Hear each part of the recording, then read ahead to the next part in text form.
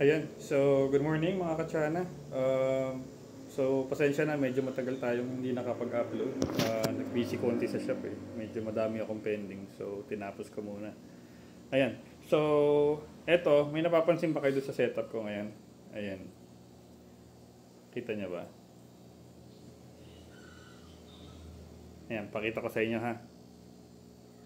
Ayan, so ano pala, naglagay tayo ng mga sponge filters. Ano kasi, since napapansin ko busy na, hindi ako makapag water change ng on time. So, yung twice a week, minsan nagiging once a week na lang.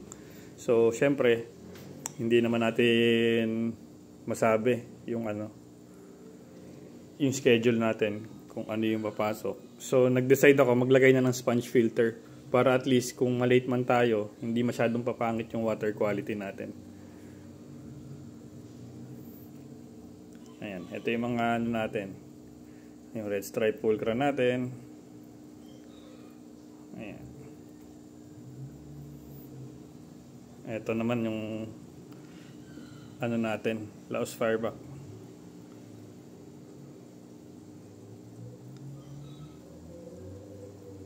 Ayan. So, ang ginawa lang natin, PVC pipes, tapos ganito na yung binili kong na air na regulator. Nagkakaproblema kasi ako lagi dun sa dun sa teka.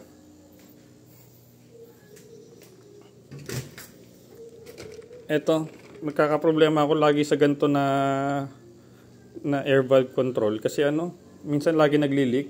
So kailangan kong ayusin na naman lagi. So nagtry ako, baka sakaling mas okay ito.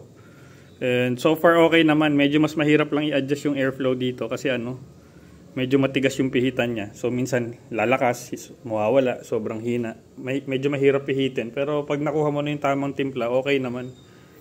Ang gamit ko lang na air pump dito, ito lang oh. Ayan lang, itong maliit lang. Ilang watts ba to? 18 watts lang to, pero kaya niya na lahat eh. Nag-order pa ako ng 4 para malagyan ko tong 4 na tank na to. Ay, 3. Meron pang isa doon. So gagawin kong 4 layers to. Kaya lang wala pa naman yung aerator. Ay, yung sponge filter. So, ayan. Lahat tong setup natin, meron na lahat sponge filter. So, yung ibang tank bakante ko, napapansin nyo.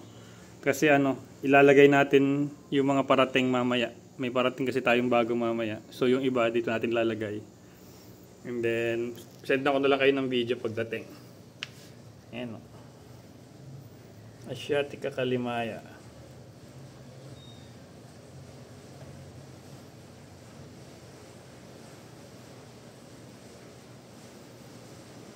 So okay naman lahat, kaya naman. Feeling ko kaya pang dagdagan eh.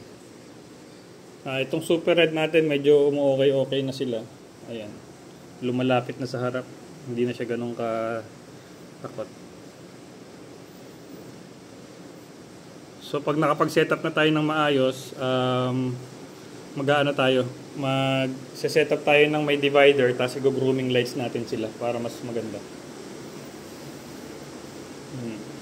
Ito, update tayo nung limbatas layer lawo natin.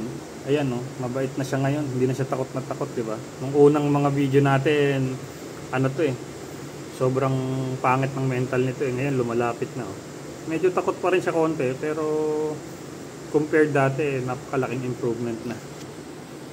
Ayun. Yun lang muna mga boss. Short video lang tayo para at least updated kayo sa setup natin.